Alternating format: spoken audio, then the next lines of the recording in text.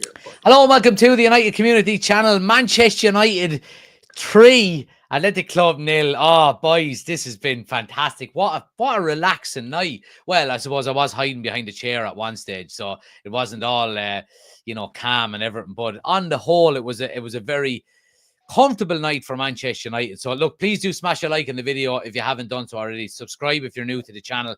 We're going to jump straight into it. And I mean, Chris, I'll start with you. You're on my direct right. I mean, a comfortable night for a change for Manchester United, and I mean, smiles all around. Yeah, I mean, I like I said in the podcast, I had a feeling we were going to play well and break out. I didn't think it was going to be 3-0 though, but I thought we would come out and be comfortable. I mean, and we were. I mean, other teams are going to have their chances. We understand that. I mean, you're never going to really hold anybody to no chances, but played really well. The defense played well. You know, it was a little leery of Lindelof playing, but he played well. I mean, I don't know. Garnacho, I'm a little, I might be a minus 10,000 on him today, but, that's just Garnacho. I don't know. I'm very happy with him today. Well, actually, I was. See, I wasn't. I don't know. I just. Why weren't you happy with him? Like, what frustrated you with him? I don't know. I mean, just overall, like I think his decision making was a little slow, and his reactions were a little slow. I mean, he did fight a little bit on defense, but other than that, going forward, he didn't. I mean, Maguire had to show him how to cross the ball. Yeah, I understand. I don't know. I thought his work rate was really good. You're fucking winding me up. You bastard. Fucking, you know what? I'm gonna block the two of you. We have our own little group here. Let's get Jack. You know what I mean?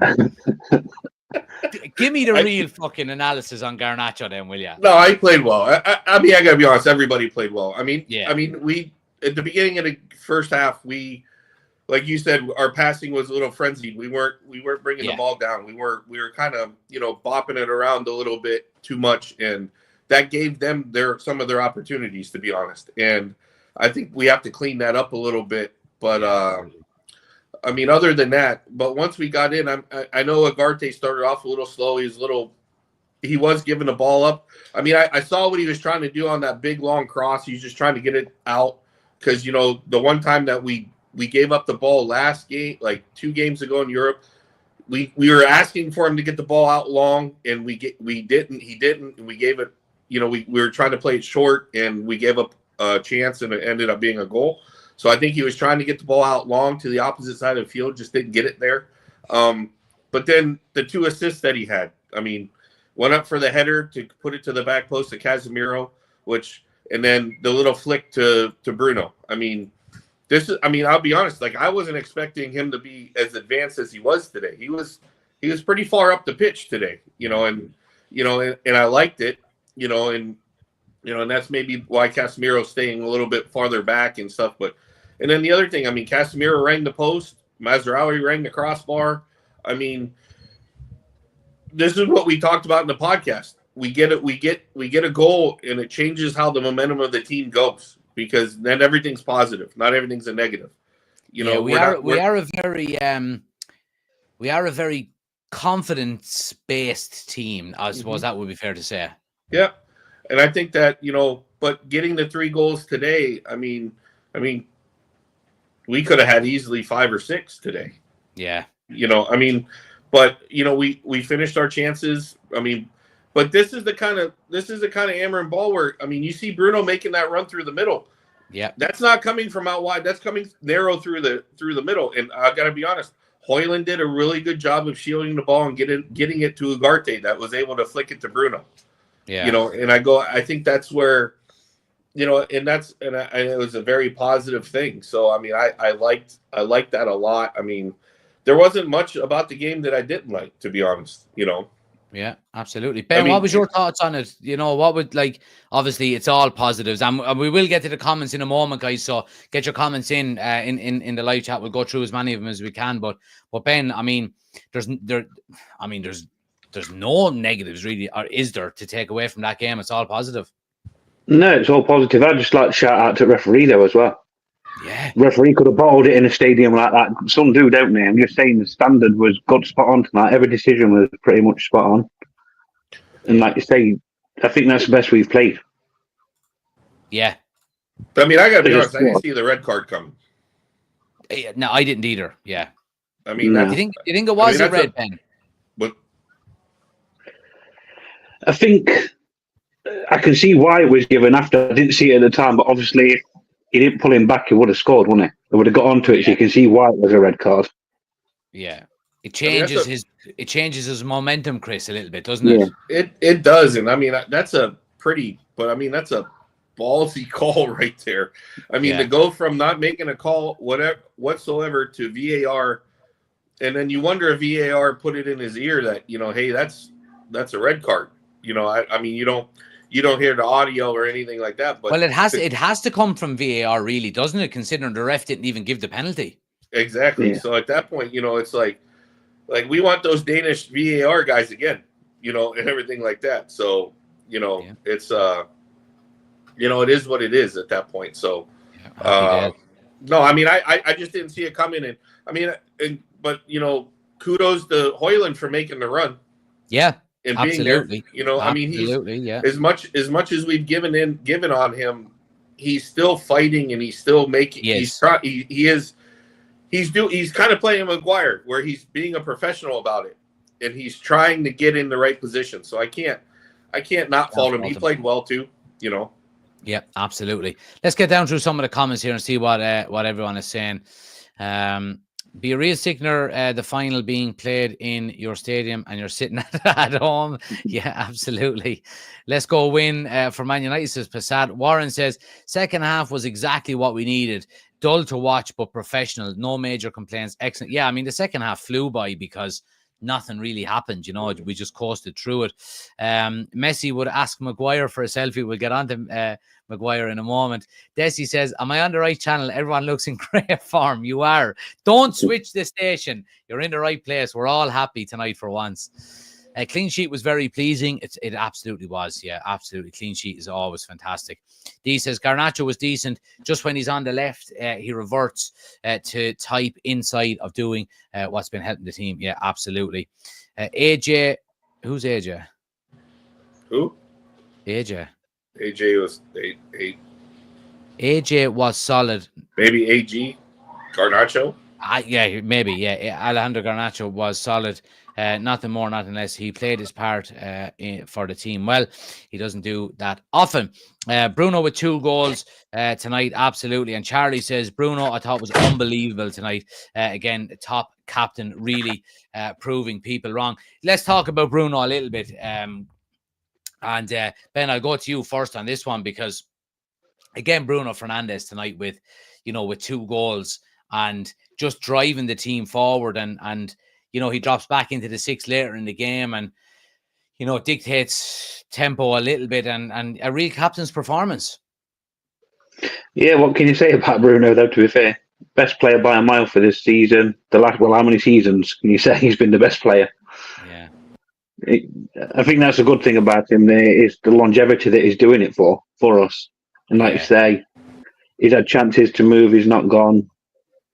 What else you can say about him, is it?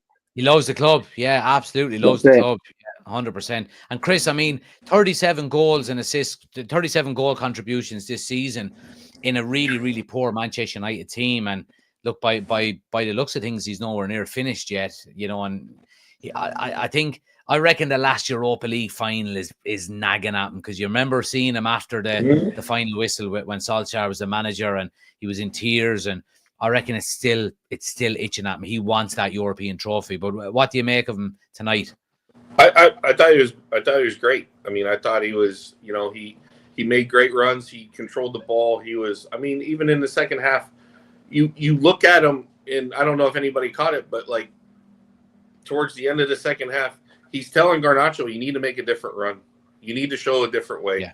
And he's getting in on him because it's not good enough to be complacent, I don't think, with him. And I think a lot of people, they only see the negatives with Bruno because everybody wants somebody to blame. So they blame the captain. And that's part of being the captain. And and so you got to take it. But like on games like today, I mean, cool as a cucumber finishing in the pen. I mean, crazy.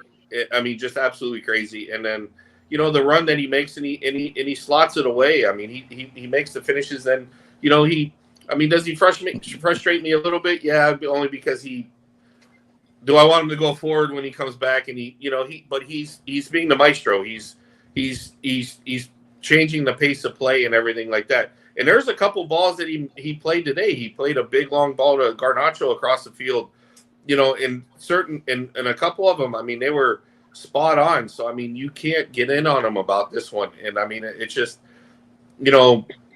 our season, I mean, we'd be relegated without him. Let's be honest. Yeah. 100%. And that's, and like you said, would his goals still be there if we had a better striker or a better this or a better that? Maybe not, but I think his assists would be there.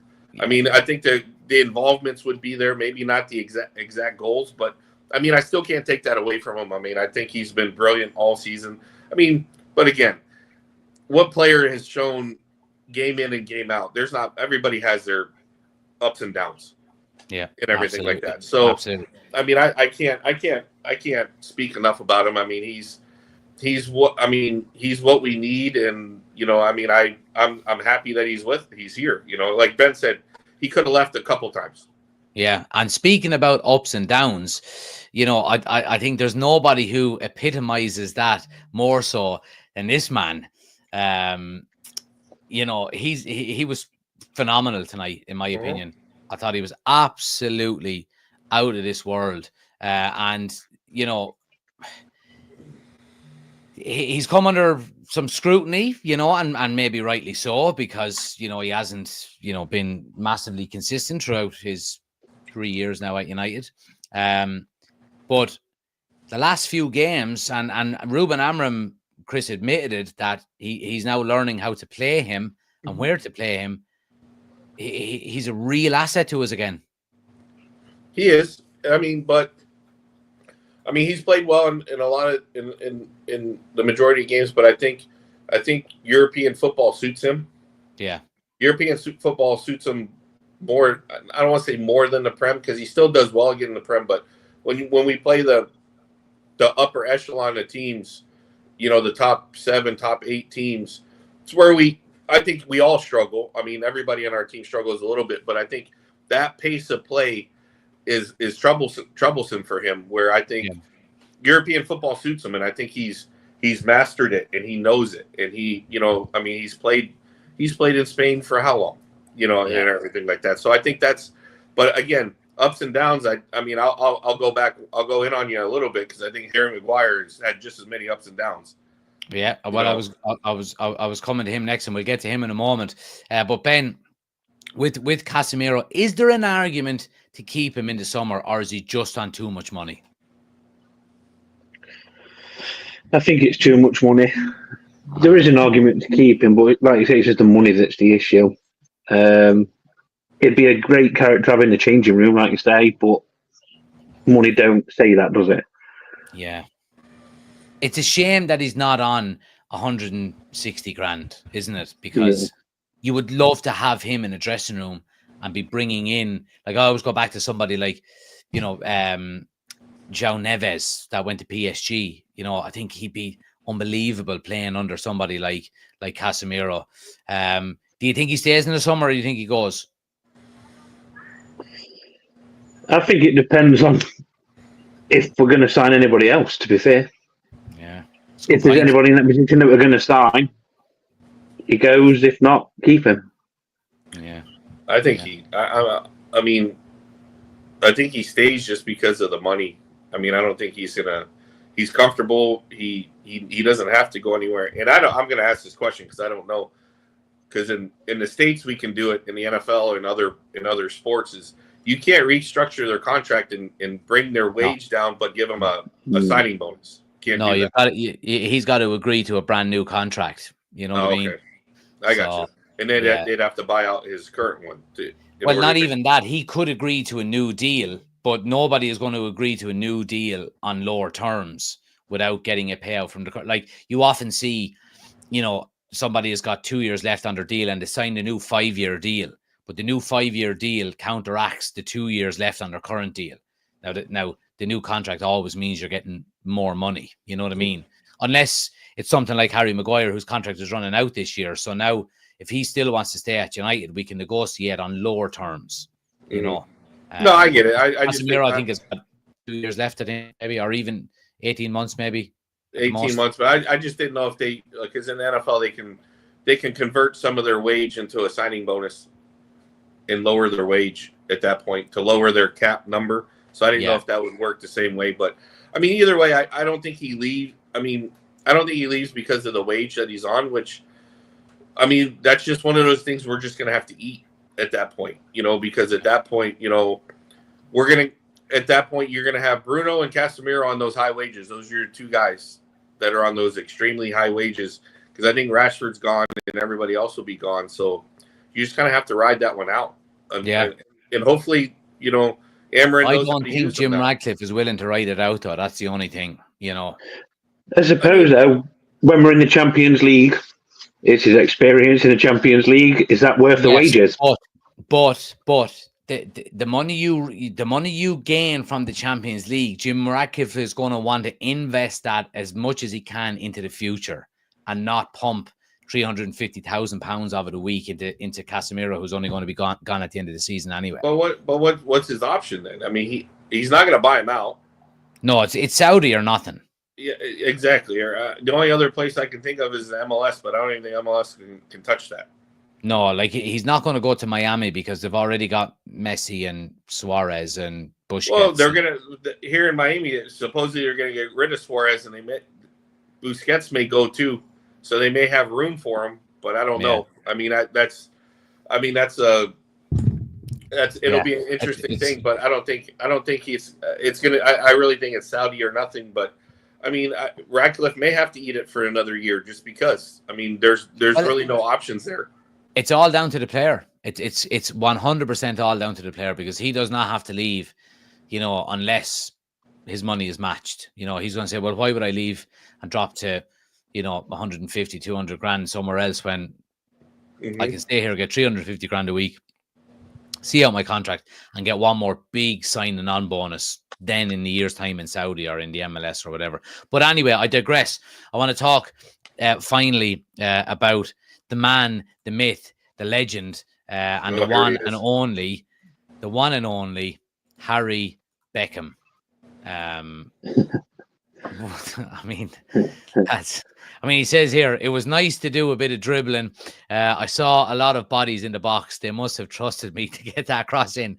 I tell you one thing, he dropped his shoulder there and he was gone like Messi in his prime. Chris, I mean, look, he's been reborn under Ruben Amorim in this new system. You know, now not to the extent where, you know, we're going to go on and win a Premier League title with him or anything, but, you know, I'm delighted for him, because I've always said he's the utmost pro. He is. I always said he wasn't good enough for us to win a Premier League title with him. But what's your feeling around him? Again, another great performance tonight. Great performance. I mean, I can't say enough about him. I mean, we've sang his praises all season of how he's been reborn and how he's now on the. I mean, I didn't think this was in him from previous seasons. I didn't think. You know, we were asking him to leave and everything like that, but, you know, watching him work and do what needs to be done, I didn't think he could play on the front foot like he has been. I mean, honestly, I didn't see it. I didn't, between him and De Ligt, I mean, it's a strong partnership. If one plays, the other one sits, the other one plays, the other one sits, and, you know, you don't lose much in there. I mean, Harry does play the ball a little bit better than De Ligt as far as ball playing. So, but at the same time, I mean, you just can't. I mean, you can't say enough about him, because he's done everything that's ever been asked of him, and he's done it with everybody spitting in his face, pretty much. Yeah. You know, and you know, he goes out there and he works. You know, I mean, and I think the Amarin system actually fits him, because he's out on the front foot. He doesn't have the reaction time anymore, and he doesn't have the recovery speed. So if he can get to the ball first, then that benefits him, instead of reacting and trying to play one-on-one, you know, stand-up defending. which he can't do anymore because his feet are too slow. So, I mean, he reads the game extremely well. You see him read passes and everything like that. So he's in there stepping in, and whether it's a foul or he wins the ball or he knocks it away or does something, he breaks up plays. And in the play tonight, I was like, uh-oh, what's he going to do? He's going to dribble out and we're going to get a corner. And all of a sudden the cross comes in and you're like, whoa. Yeah. Like, where'd that come out of? Where'd that come from? I mean, and, every time we ask him to do something, hey, go up there and get your head on the ball. Does he do it? Yes. I mean, you can't say anything negative about him, to be honest. Yeah. Ben, would you still say that we need to go out and improve maybe the defense in the summer? And if he is to say maybe he's a rotation player or, with the likes of Licton, obviously we've got some young players in there as well, but I think it's probably fair to say that another centre back is required there. Yeah, we was on about it on the podcast there, weren't we? If Lindelof's going and Evans is going, we need to get somebody in. But same with Maguire, that thing with Maguire, he used to play for England all the time, even though he weren't getting in the Man Youth team. And that's why, because that formation suits him. Yeah. That's how he played with Southgate. Yeah. And he's got the pace either side of him, doesn't he, with the two centre halves? So it suits him, and he's got plenty of protection in with two, holding midfielders in front of him, and it just suits his game. But I don't like you, Jack. You said that do we need to get another center back in? Yeah, but I don't think we need to get another center back in that necessarily play down the center. Yeah, I think it's more to the left side. We need someone to play to the left side, or because Maguire and De Ligt. I mean, De Ligt can go out to the right and play on the right. Where Maguire is more central and he likes to play down the middle. We need someone to play a little bit more on the left, a little bit more experience on the left side, because then Euro can go between the left and the right, and Euro was great tonight. By the way, how good is Lenny Euro, lads? So good. I mean, so good. God. I mean, he's so smooth on the ball and his tackles and everything like that. So I want to give a shout out as well. Sorry, Chris, to Mazraoui again. You know what I mean? Oh, yeah. Please. If our recruitment is going to be that good in the next couple of years, we're this whole Project 21 or something, winning it in the next couple of years. If we recruit that well from now on, it'll be no time before we win another league. I mean, at this point, like I hate to say this, but I don't see why Delo sees the field if Mazraoui can play the right wing back like that. Yep, 100%. I mean, he played a lot better than Delo. I mean, I know Delo scored in the last game and the last European game, but I see Mazraoui playing that just as well. And like Delo has to worry a little bit about, if we have Euro and let's just say we have our three center backs and then the right wing back. Could it be Ahmad? Could it be? I think Delo's third. It was a bit of a statement tonight, wasn't it? Considering Ahmad came off the bench to play a right wing back. Yeah. Yeah. Yeah. And I mean, I think so. I mean, I just love. I mean, when we have the full squad, even though we don't have everybody that we want, if things are going well, we look well. Like I think we'd be better off than 14th in the league right now, 15th in the league. But I'm just saying we'd be better off because if we had the Ahmads and we had the guys that are hurt, I think we would be a lot better off. Just like anybody. I mean, everybody can say that about injuries, but I think we would be. And I'll even throw one out to Luke Shaw. He played well because you know what? The one thing Luke Shaw does is when he gets the ball on the wing, he puts a cross in. Yeah, absolutely. And that's the one thing I do like about that is that he's not afraid to throw it in there and put it, make someone make a run for the ball. Yeah, and I thought Mount done well when he came on tonight as well. I thought he looked lively as well. So look, it's all coming together nicely. In fairness, but look, we'll leave it there. We'll leave it on the positives, I think, because look, I mean, it doesn't get much more positive than 3-0 tonight. 5-0. But. Well, yeah, 5 does, but you want to make it interesting. I'm going to Old Trafford next Thursday, so I don't want it to be a runaway. Are you going to be mad if they play a bunch of youngsters for the European game? They can't do that. You can't do that. I mean, the way this team is now. If Athletic Bilbao score in the first 5 or 10 minutes at Old Trafford, it's going to be, So you've got to play your strongest squad and go out and just, I don't mind if it's a boring 0-0. I don't care. You know what I mean? I really don't care. But look, we'll see what happens. I mean, I'll be honest. It's bonus to us because their one center back can't play now.